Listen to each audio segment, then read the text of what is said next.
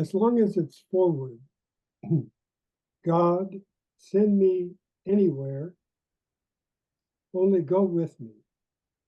Lay any burden on me, only sustain me. And sever any tie in my heart, except the tie that binds my heart to yours.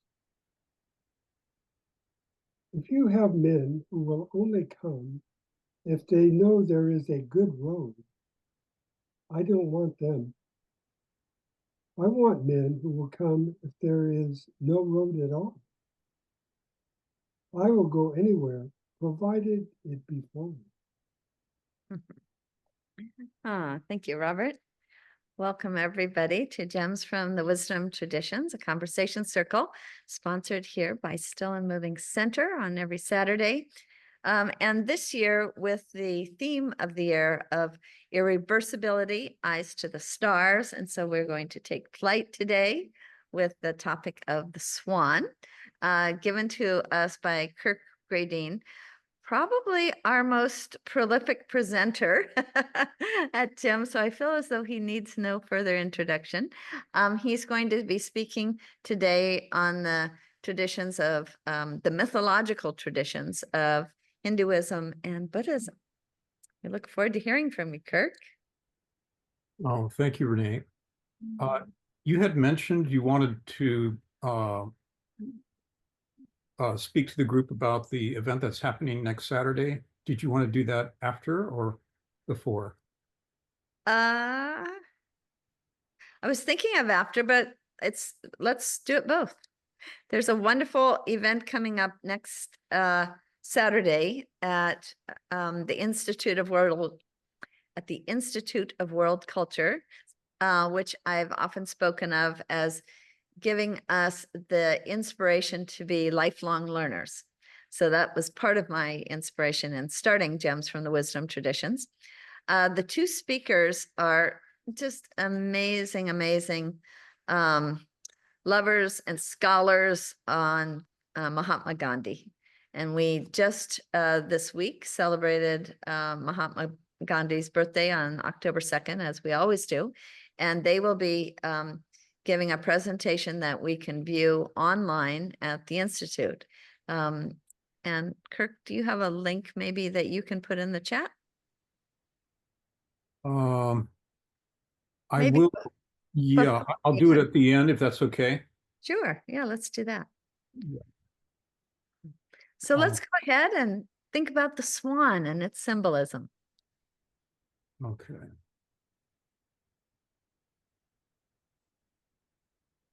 This is doing funny things. Can you see the PowerPoint right now? We see that you need to double click to enter a full screen mode.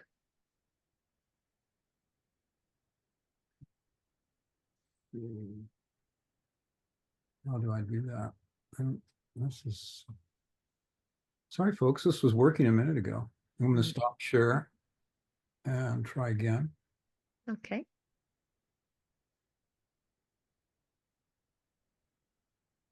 This way.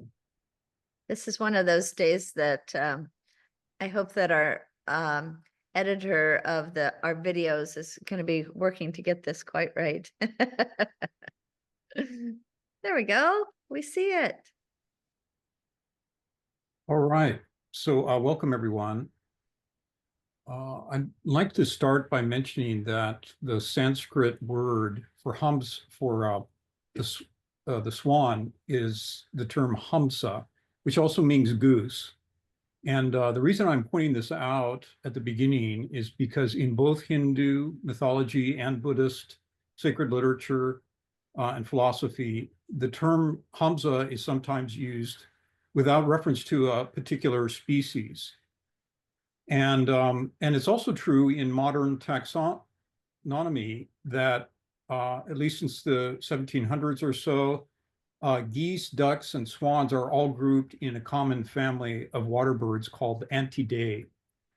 And though I will be focusing primarily upon Eastern traditions in this talk, both geese and swans, as well as other water birds, such as the ibis with the ancient Egyptians, the pelican, the albatross, so there's many actually, were in antiquity revered and protected as divine guardians and guides and instructors of the sacred mysteries, a symbol of wisdom, loyalty, moral purity, and spiritual authority in many traditions. Mm.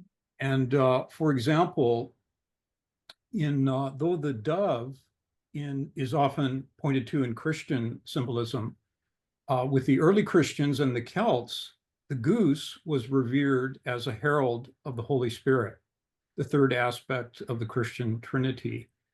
And according to written historical accounts, sometime in the early 4th century, a flock of geese, by their loud cackling on a particular evening, warned the early Romans of an impending attack upon their city, woke up the guards. And so among this, their status as being kind of guardians of human beings, they're also compared to the Holy Spirit in some Christian writings, where and compared to the wind that bloweth where it listeth, or blows where it wills. That you can hear the sound it makes, but you don't know where it comes from or where it goes. And in fact, that's a direct quote from the 3rd chapter of John. And likewise, the term swan itself is from an Indo-European root, which means to sing or to sound. And sticking with the Western traditions initially here, in ancient Greek mythology, the swan was sacred to the god Apollo, who was held in the highest esteem by the Pythagoreans as a universal principle of light and truth, of wisdom and knowledge, as well as music, prophecy, and healing. Large flocks of swans were believed to inhabit the river Eridanos in Hyperborea, in this mythological cycle, where they circled Apollo's sacred shrine, singing hymns.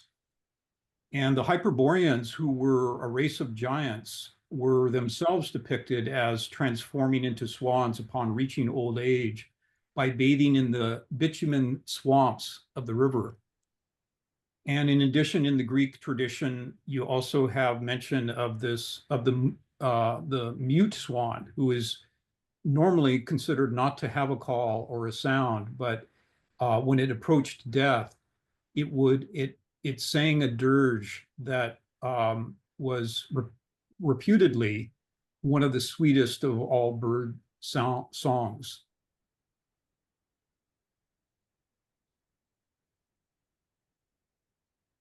One of the principal assertions of sacred traditions, both East and West, is that God, or the deity, or the Buddha nature, pervades both humanity and what we call visible nature, including all the kingdoms below the human.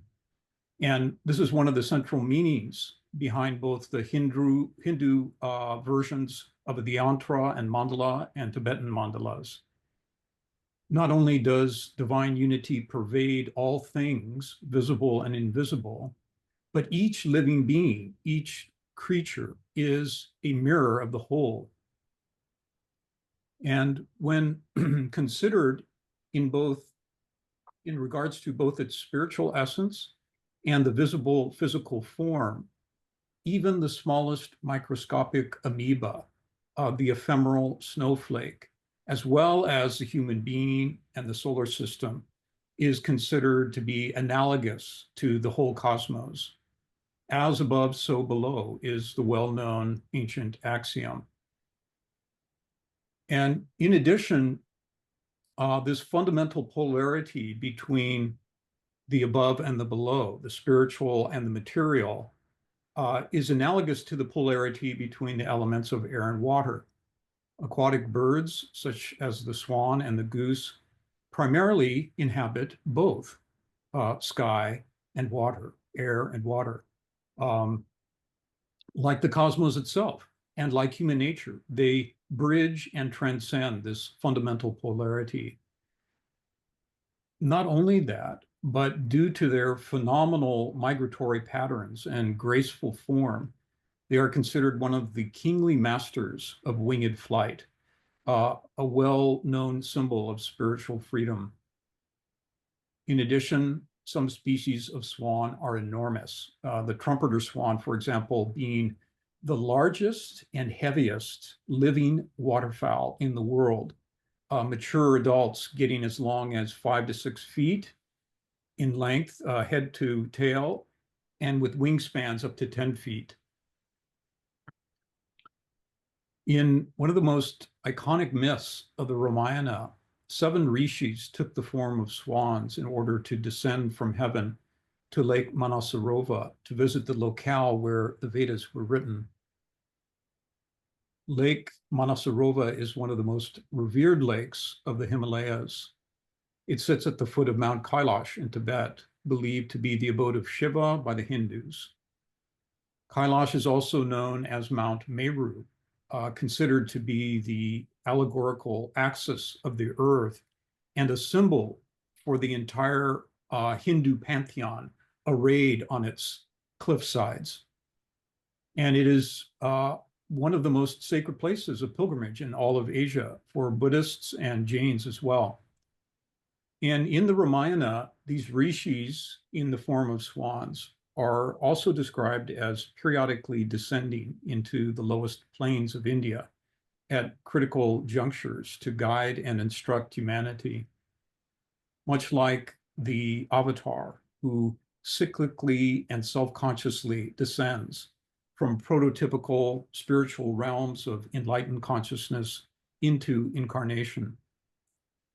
But it is only in the last 50 years that with the use of radio transmitters and satellites, that modern researchers have verified the twice yearly migration of Anser indicus, a species of bar-headed geese that do indeed make this enormous ascent and descent.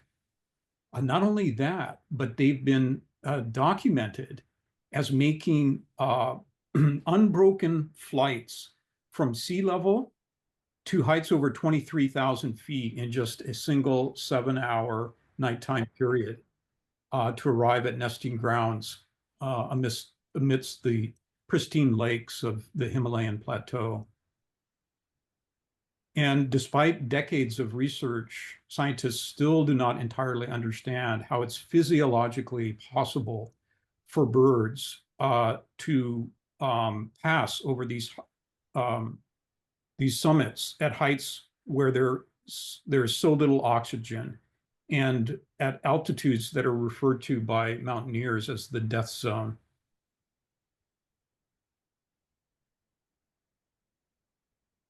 In the West, it is flocks of tundra swans who make a twice yearly 4,000-mile round trip from the east and west coasts of North America, including California, into remote regions of the Arctic for nesting, giving birth, and raising their young. Flying in V formation, they are known to migrate at heights of over 20,000 feet. Besides being a symbol of the human soul and the process of reincarnation and rebirth, and also the voluntary participation of enlightened beings in collective rebirth and cyclic return, many aspects of such trips display remarkable instinctual knowledge and a highly refined harmonic attunement to the rhythms, cycles, and signals of nature. Recent studies suggest that such birds possess visual capacities that go far beyond those found in humans, extending at least into electromagnetic fields and ultraviolet portions of the spectrum. By contrast, for 6 weeks out of each year, while molting, swans, along with all other water birds, are completely flightless. During the molting period, all its feathers are shed and then regrown, another symbol of death and rebirth, yearly self-renewal and self-regeneration.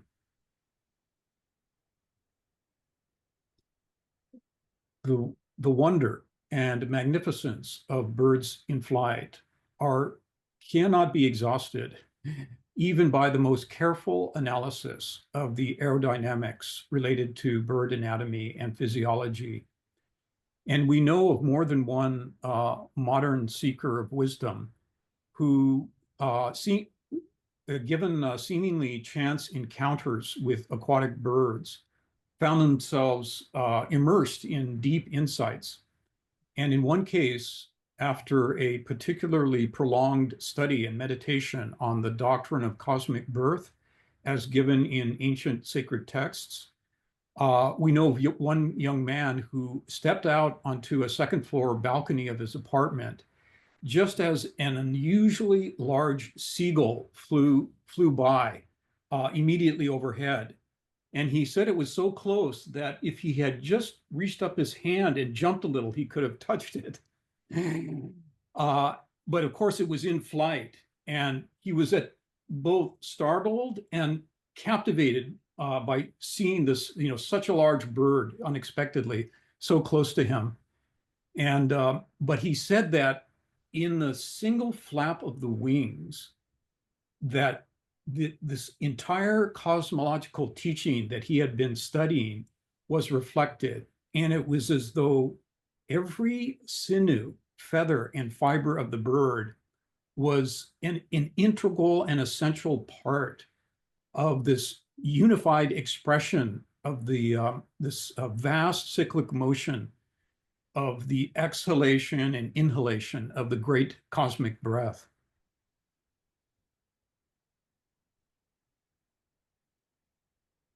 In Mahayana Buddhism, bodhicitta is regarded as the primary seed of altruism residing in every human heart. It is the awakening of the wisdom-seeking mind, which resolves to tread the path of universal enlightenment, but for the sake of relieving the suffering of all sentient beings. And in the sixth chapter of this enormous text by Chandrakirti, who was a 7th century Buddhist master who resided at Nalanda in India. His text is called Entering into the Middle Way. He describes the swan as a symbol of the bodhisattva, as one who synthesizes the time-bound and the timeless aspects of universal love and compassion.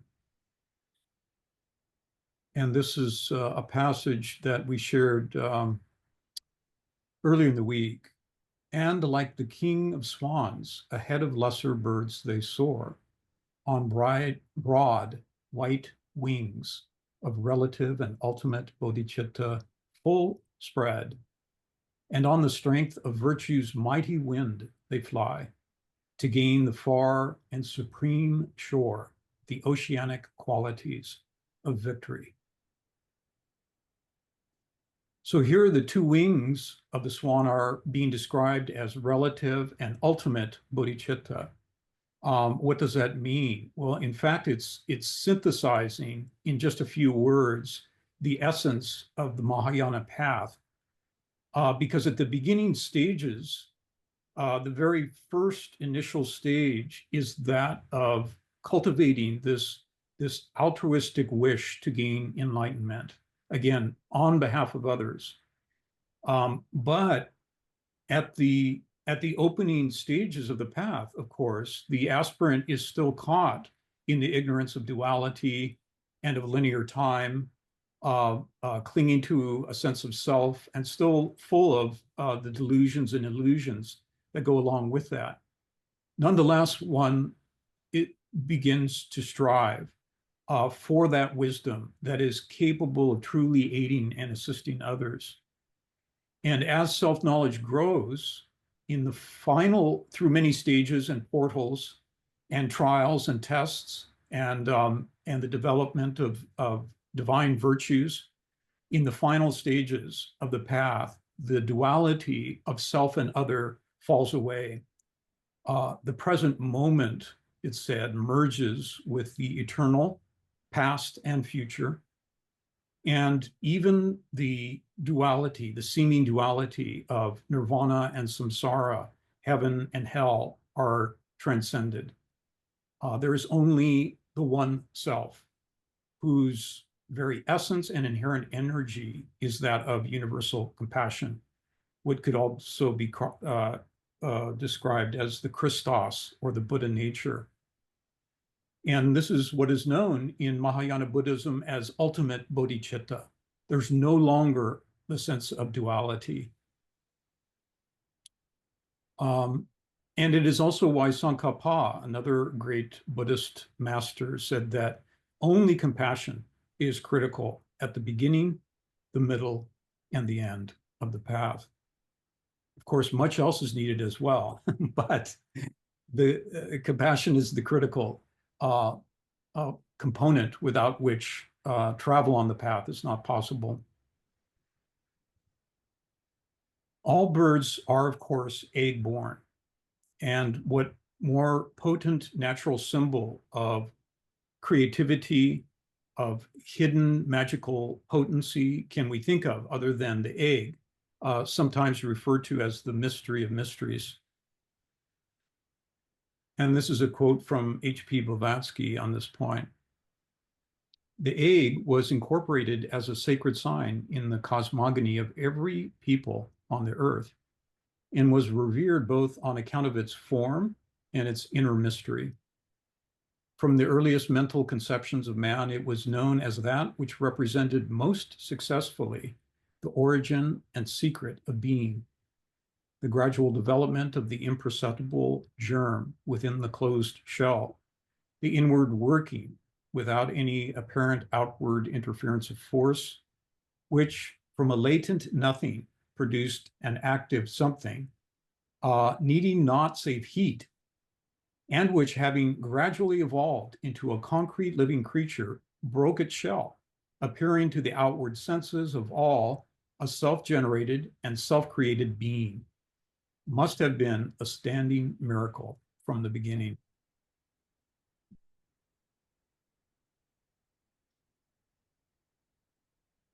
And in the Hindu tradition, the white Hamsa, or swan, is famously depicted as the Vahan, or the vehicle of Brahma, who is the force of all cosmic birth and creativity. But Brahma is also known as Hiranyagarbha, that is the cosmic golden egg, or womb from which all else arises. In the Puranas, as you've heard me describe in the last presentation I gave, actually, this cosmic egg, which is depicted in ancient texts as containing 7 layers or lokas, from the Satya Loka at the encircling perimeter, which is the most spiritual and homogeneous plane of cosmic activity, to the Burloka, which is at the center, being the most material, visible, and differentiated plane. The entire cosmos is the white swan, which the egg of Brahma gives birth to, and is likewise spoken of as sevenfold. And also in the Hindu tradition, the swan, the white swan, is the Vahan, or the vehicle of several other major deities, such as Saraswati, the goddess of music and art, knowledge and learning, Vishvakarman, who is the divine architect and builder of the cosmos, and the goddess Gayatri, who is the personification of the Gayatri mantra, the hymn to the spiritual sun. Each of these gods and goddesses are aspects of the Hindu Trinity itself, being an aspect of the one life. Everything is ultimately unified. The entire pantheon, in fact, can be thought of in terms of different aspects of that one life, and also representing the higher potentialities of human consciousness. And these associations and meanings are found not only in the earliest known Vedas and Indian epics, but are also core themes that are elaborated in at least 3 Upanishads, the Hamsa, the Paramahamsa, and the Nada Bindu Upanishad.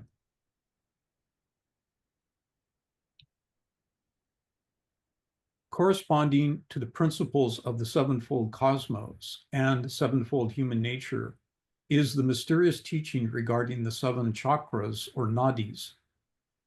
And the Hamsa Upanishad names these 7 psycho-spiritual centers of the human constitution, from the Muladhara at the base of the spine to the Brahmarandra at the top of the head, as also occurring within the Swan.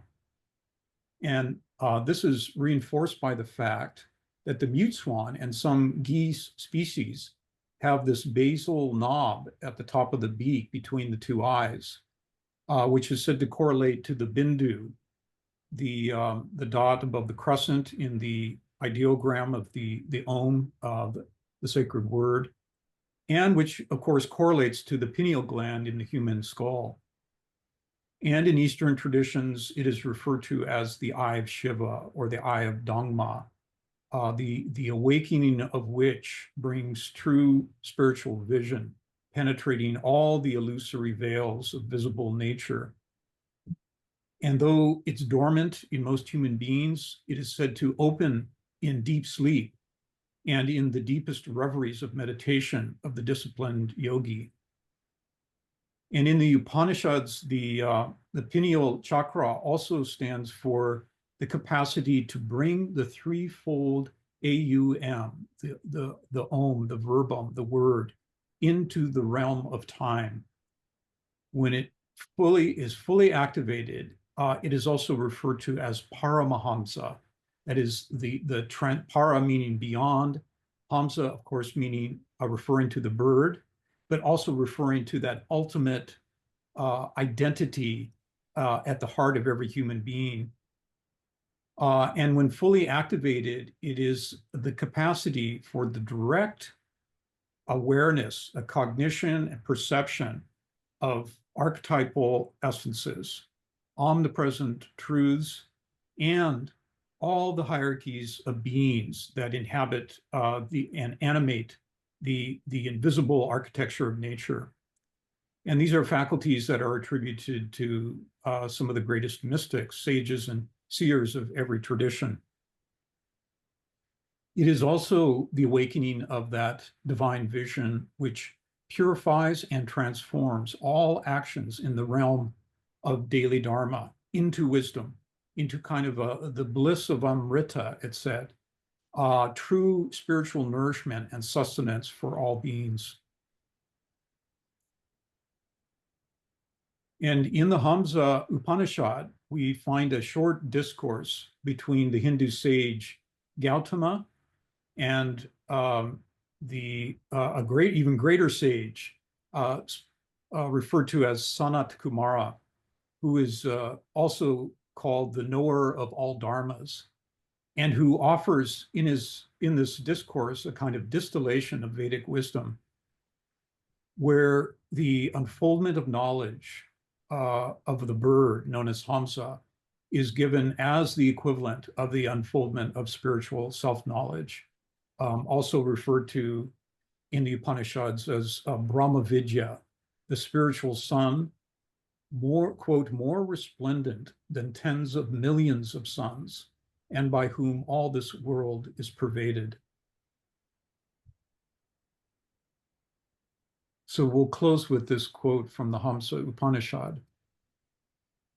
At our birth, it enters into us, the migratory bird, like the fire, invisibly present in the wood, like the oil hidden in the sesame seed, it dwells in the deepest depth of us. To know that, the bird, is to free oneself from death.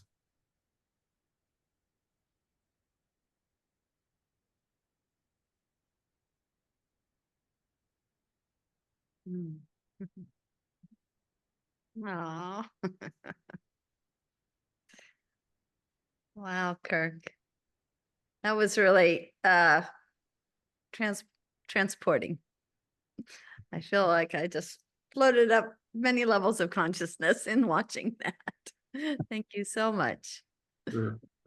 Now, I thought, unless folks have particular questions they want to raise about the talk itself, I thought a good way to start discussion, I would be very interested in hearing if any of you are willing to share if they've had experiences with aquatic birds of any kind, particularly swans, if that's the case, but if not, any other aquatic bird that has struck you as being somehow, important, insightful, magical in some way, or very deeply moving in some way. Mhm. It looks to me as if David's about to take off in a great mechanical bird. Do you want to add anything before you go?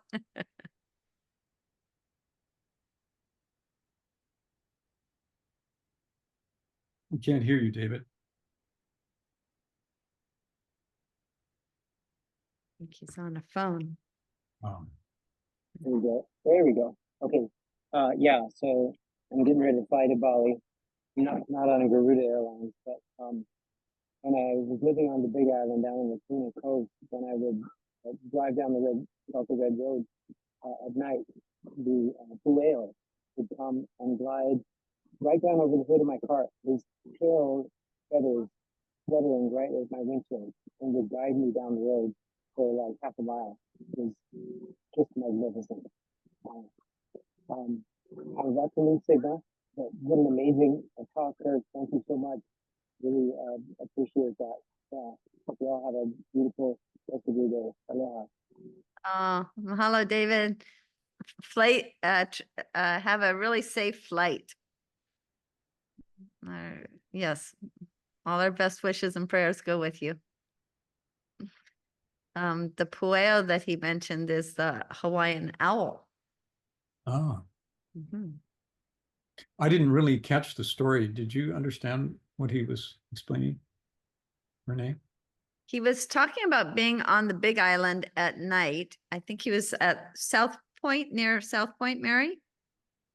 And a pueo would fly so close to the windshield of his car that his tail feathers almost grazed the windshield. And he would lead David down the road for like half a mile. Mm. And so that was a magical experience for David. Mm-hmm. Yeah. And pueo, maybe Mary can speak a little bit, are considered sacred, I think, in Hawaiian tradition. They are, and they're guardian spirits, and they guide. So I've experienced those on Kauai, and they're in rural areas usually, because humanity and technology and stuff does not correlate well with nature sometimes. But they're knowledgeable. It's wisdom. My family uncle, he that was his guardian spirit. Aumakua was the pueo, the owl. And there are different kinds.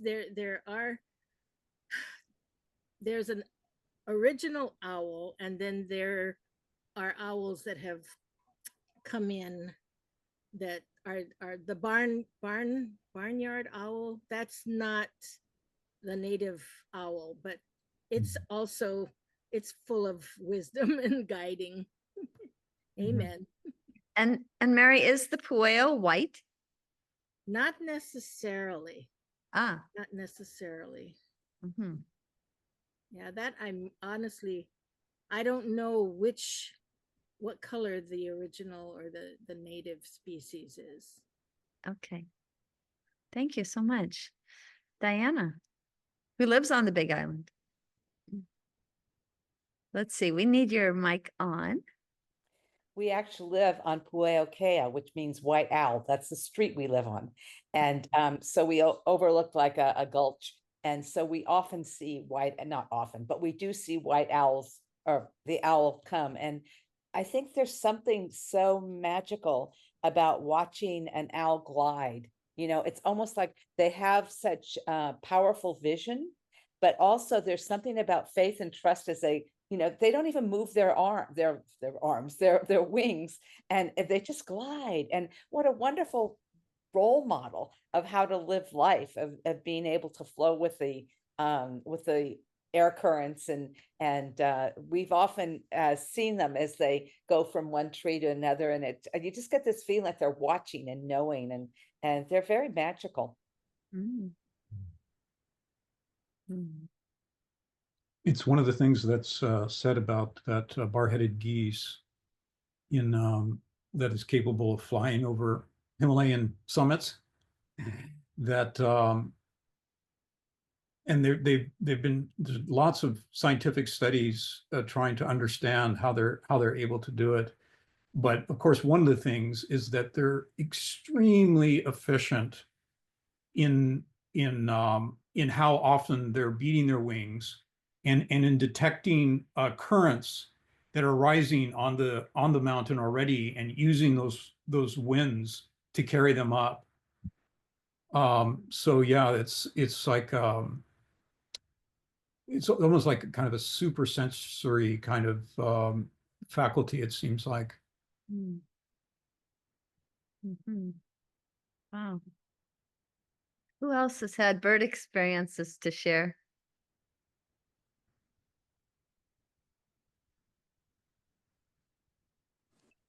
I just had a question because I see a lot of colea and also the white goonie birds that come from Midway, but they seem to be coming to land all over, like in Manoa, and I hadn't seen them as plentiful as they are now.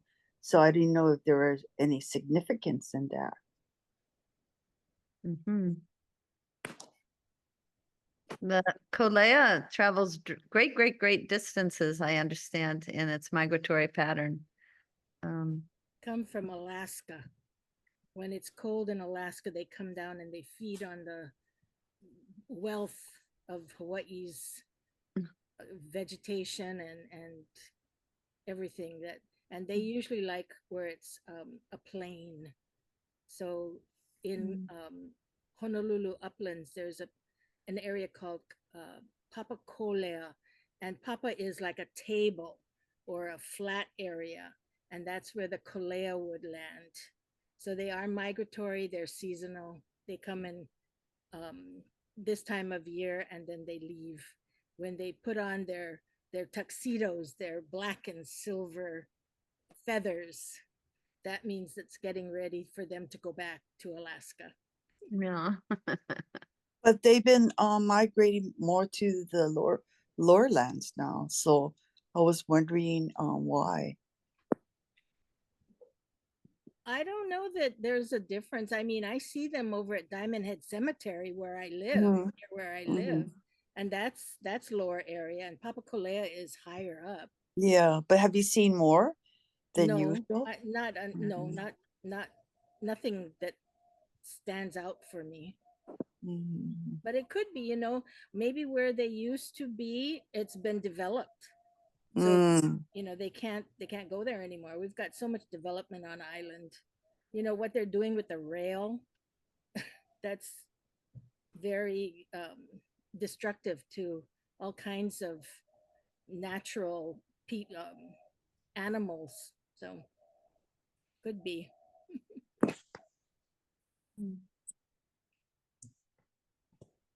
Anybody else? Bob, you're leaning in. Well, I wanted to mention just one little thing from what Diana said. The owl also has really almost magical feathers, and they're designed such that they give, as the owl moves, absolutely no sound. And so part of that is for hunting and things, but an owl is almost a mystical bird in how silent it flies. You just can't hear any feather moving or wings moving. So I wanted to share that because that's another aspect of Pueo. I don't have a direct experience, but for me, stories are almost as real as seeing it right in front of my eyes. And so there are two stories of birds in Buddhism. They're Jataka tales, earlier incarnations of the Buddha. And one of them was the Buddha in the lifetime of a quail. And it's a very beautiful little Jataka. But the other one was when he was king of the geese. And so that's the one I'd like to share. Um, during a past lifetime, the Buddha was the king of the geese. And it had disciples. And one of the disciples came to the great king and said, I've heard that you can fly faster than the sun itself. And I've tried and I can't get anywhere near that. And the king of the geese said, oh, no problem. Let me show you. And so it goes outside just before sunrise, and the sun comes up and the bird puts its wings out and just slowly, as Kirk was saying, goes as fast as the sun. And the disciple can go in its wake. And so it's also going fast as the sun. And then suddenly the bird just smiles and flaps a little more and is way ahead of the sun. And then they're flying free, faster than the sun, light of the sun. And the king, the human king, heard about this and said, I can't believe that. Please, I want you, the king of the geese must come and tell me that himself. So the king of the geese comes to the human king and says, oh, yeah, that I can do. And the human king said, I can't believe it. And he says, bring your archers faster forward to me and have them shoot at me. And the human king does that. And the king of the geese easily moves faster than the fastest arrow. And the king says, wow, that is amazing. And he says, well, what's even more amazing is that one instant of time is 10,000 times faster than that. And the king faints because he can't comprehend it. So, I thought that was the counterpart to what Kirk was talking about in being, was also in time, that fantastic element of almost instantaneous and eternal. That's one of the Jataka tales. Lovely. There's another one that we ran across this week in doing some research, but it's too long and it's for me to do justice to it. Really, because there's so much detail to it. But it's I can just kind of give an outline. It's a story where the queen of this kingdom in northern India has a dream of swans, golden swans appearing to her and giving her instruction, wise instruction. And she wakes up and she is so captivated by what was said. It was so moving and so significant for her. And it was so real that she was sure that it wasn't simply a dream, that there had to be golden swans or geese like this. And so when her servants brought her meal to her that day, she refused to eat. And she said, go tell the king that I will not eat a morsel of food until he brings the golden swans here to give us instruction. And the king went to all his advisors and they're all saying, no, there's no golden swans anywhere. But one fellow says, oh no, there is. But they're on it's a very distant lake, which we do not, there was no way we would have time to go travel there and try and whether we could catch the geese. There's all kinds of problems in doing this. So his recommendation was, let's build a lake nearby the castle and make it very peaceful and see if the geese will be attracted. And so sure enough, they do that. They build this big lake and it's protected from people. No one can go near it. And this goes on for weeks after the lake is built. And there's one guardian of the king, and one of the soldiers of the king, he's commissioned to guard the lake and also to capture the golden swans if they appear. Well, one day a flock of them do appear. There's a whole nother part of the story where you hear about the swans who are residing in the lake, the greatest of them being this a Buddha in the previous life, but also having many disciples. So it's all discipleship. They're all enlightened beings in a certain level, and they have no idea that that this lake has been built to capture them, right? So they come in, and I'm going to skip over parts of it, but the soldier captures the what he recognizes being the kingly swan, and but his main disciple gets in the way, attacks the soldier, gets in the way, breaks the net, and then speaks to the soldier, and the fellow is so taken aback, he can't believe this. The swan is speaking to him, right? And says, why are you attacking my master? What is it that you want with my master? And he says, I'm so sorry. I've been commissioned to catch one of you and bring you to the castle because the queen will not eat unless she gets instruction from you. And so the bodhisattva, or the Buddha, and his disciple have a conversation. They say, okay, we will come and give instruction. And so they voluntarily go with this soldier to the castle, and no one can believe, when they show up, that they're there.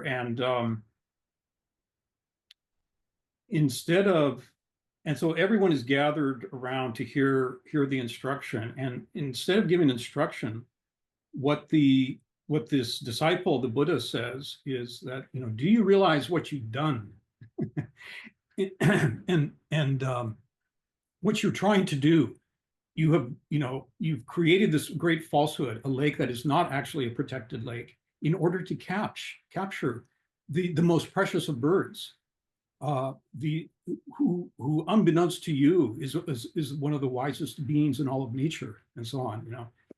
And so in the end, the king and the queen apologize and send the swans back and say, please forgive us, and we will continue to have the lake protected for your use, so no other human being can use the lake, and it'll be guarded, and you can be sure that you'll never be molested or captured on this lake. Yeah. So it's just a kind of the transformation that happens with the selfish intent of the king and queen, right? And the through the instruction given by the disciple.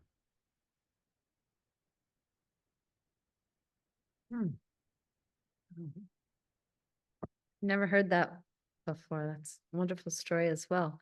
And that's not a Jataka tale. It is. Oh, it is a Jataka tale. Yeah. Yeah. And then there's the story, of course, of the young Buddha himself being with his cousin, who shoots the swan out of the sky, right? Yeah. I think it injures the swan's wing. Mm-hmm. And the Buddha, little Gautama, insists that they go and talk to the king's council, I believe, as to which of the two, he or his cousin who shot the swan down, should be allowed to keep the bird. And the wise people of the council said that the one who was striving to save the swan's life deserved the bird instead of the one who had shot the swan down. And so the Buddha was given the swan to, presumably heal and then release back to freedom. Yeah. That's a beautiful story as well. Seems And- like today we value the shooter of the swan. rather than the savior of it.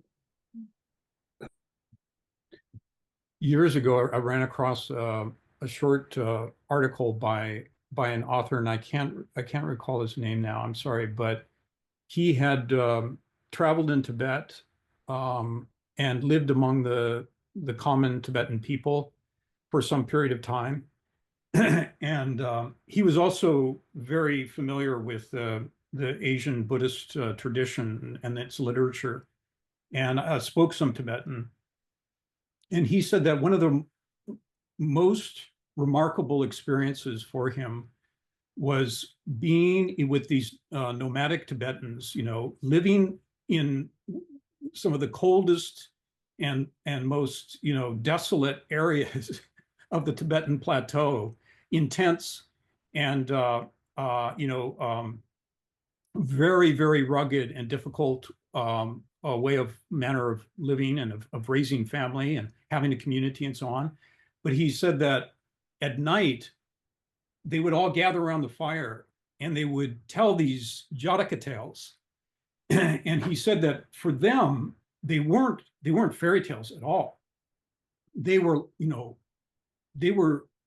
instruction about living beings that was so real and so captivating to them, and that they would start crying when they heard them, so moving, even though they'd heard them again and again, it was so captivating and so real. It's just a whole different perspective than the way that we normally regard such tales, Except that Bob says that such stories are more real sometimes than what Yes. happens in everyday life. Yes. I Well- really appreciate that comment, Bob. Yeah, thank you. Well, and the Jataka tales really are the Buddha before he became the Buddha. So there's a lesson in there. He's coming to work with his karma.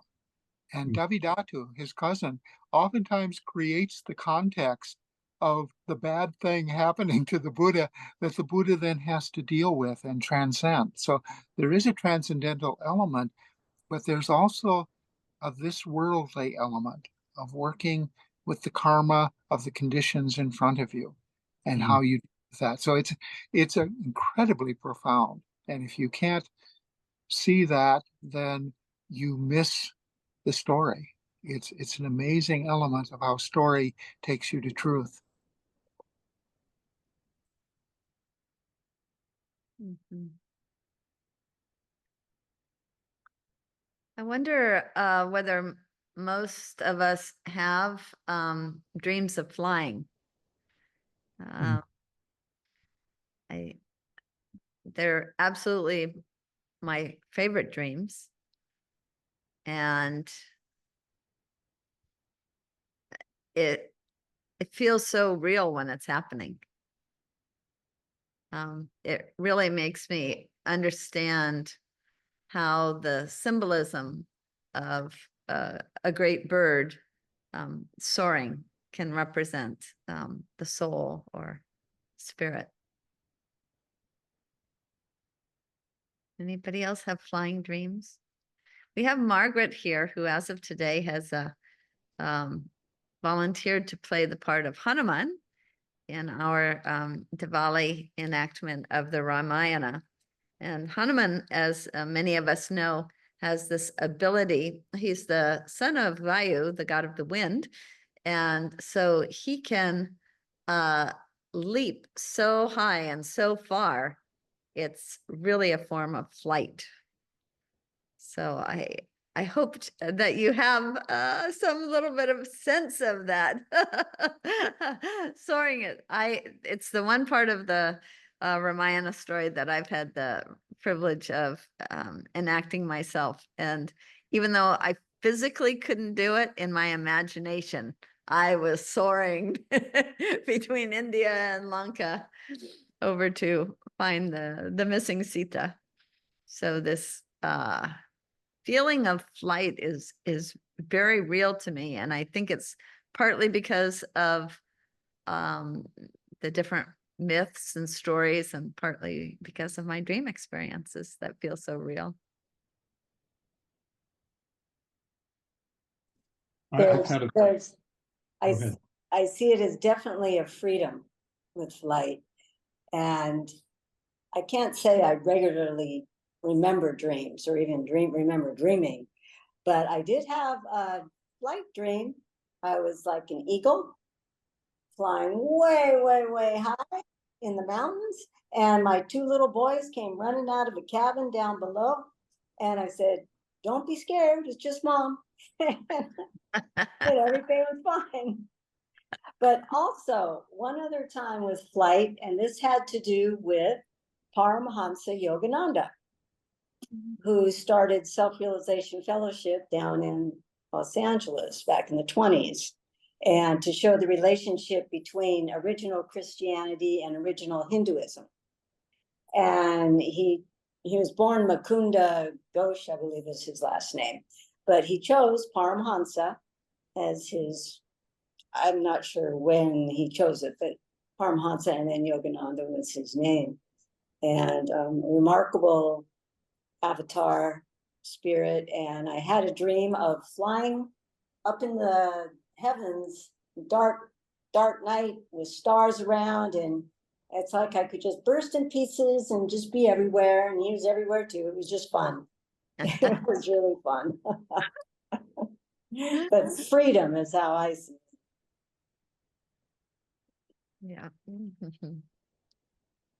I had one very remarkable, well, I've had several flying dreams, but one that really sticks out in my mind that relates, I think, very much to this topic and the capacities that such birds have, because it started very simply. I was standing on the sidewalk with my son, who was about 5 years old at the time, and one of my friends was there with us, was kind of a mentor at the time. And the conversation was something like, I was saying, well, I wasn't so sure if I had the ability to fly. And the reply from my friend was, oh no, you do. There's no question, you do. And so I took my son's hand and we just started rising straight up and going faster and faster and faster. And it was like supersonic, transcendent speeds. We were passing planets and stars. And the thought I started to have when we accelerated was, wait a minute, how can I be sure I'm not going to hit something? But there was the answer that came was, oh no, you also have complete peripheral knowledge of everything that's out there. So it's not a problem.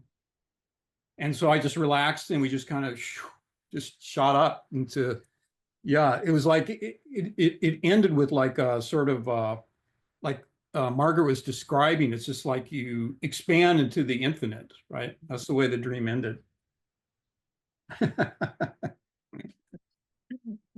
One of the things that I was reminded of by one of the things you said, Bob, was a little phrase from that book, Jonathan Livingston's Seagull, and where the student birds were being taught to fly higher and faster by the teacher bird. And I think like one of the final teachings was perfect speed is being there. Yeah. Yeah. I think it's interesting to look at how flying relates to, as you were saying, freedom and being there already. I recently heard a comment that the Aborigines of Australia called the first Westerners or modern people of the line, because they always started somewhere and wanted to get somewhere. And they said, this is not understanding the true nature of time. And in the Jataka tale I mentioned, the incredible speed leads to, here is the instant of time, 10,000 times faster than I can fly. That, I think, it's a little bit like walking as a metaphor. You're walking to walk, you're flying to fly. You're not trying to get from here to there. Oh, beautiful. Well, while I tell you about next week, and Kirk puts into the chat what will be happening earlier in the day for us next Saturday. I'd like somebody to please just prepare to give Kirk a small vote of thanks, if you'd be so kind. We have Bob Buss delivering to us a talk on Virya, the virtue of dauntless striving, this idea of energy and effort. And that's from the Buddhist tradition, and we'll have a conversation along that line. And as I was mentioning, there'll be a talk in regard to Mahatma Gandhi by Jim Tepfer and Bina Howard, both of whom are brilliant Gandhi scholars. And more than scholars, they just bring so much heart to their and a sense of like reverence for the exemplar that Gandhi is for humanity, to every presentation I've ever heard them make on the topic. And so it looks as though the Gandhi Forum flyer revision copy, maybe we can send it to you. Maybe we'll send you the invitation to that. And that will be happening at 11 o'clock until 1 o'clock Hawaii time, 2 to 4 California time. So Correct? I did put the flyer in there, which There it is. is a JPEG. The first one is a JPEG. I don't know if you can download it or not. I think people can if they click on it. And then the second link there is the YouTube channel link, which is for you folks in Hawaii. That would be how you would attend if you want to watch it live streamed or after the event later. But yeah, that's the YouTube link. Okay, I'm only seeing one link. Okay, well, the other one didn't go through then. Yeah, okay. Thank you so much. All right. So may I ask for somebody to give Kirk a vote of thanks for his presentation today?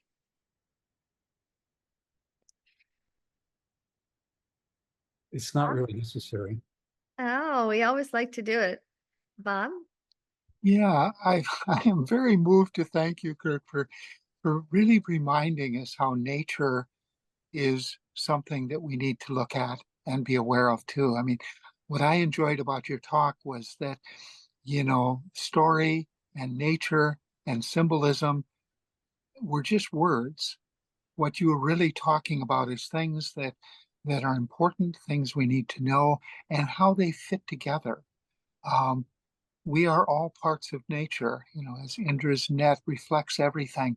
And you did such a wonderful job of showing how birds and what they can accomplish, which is almost mind-staggering, can sort of inspire us to take seriously how wonderful life and consciousness and spirituality are. So my deep thank you for all that you said, all that you researched, and your wonderful examples and stories. Thank you so much. Mm. And Yes. also, I think, thank you, because I think I've lost the essence of all of that, but you made me remember. And when it was brought up about Jonathan Livingston's seagull book, and that was a great influence for me through all when I was like needing comfort and joy. And so I was trying to remember, and I think your whole talk helped to reignite these wonderful feelings that we have within ourselves. Thank you so much. Mahalo nui loa. Yeah. Thank And you. not just the talk, the imagery was just divine in and of itself. All of the photographs and the art and the graphics that you personally created, it was just really exquisite, Kirk.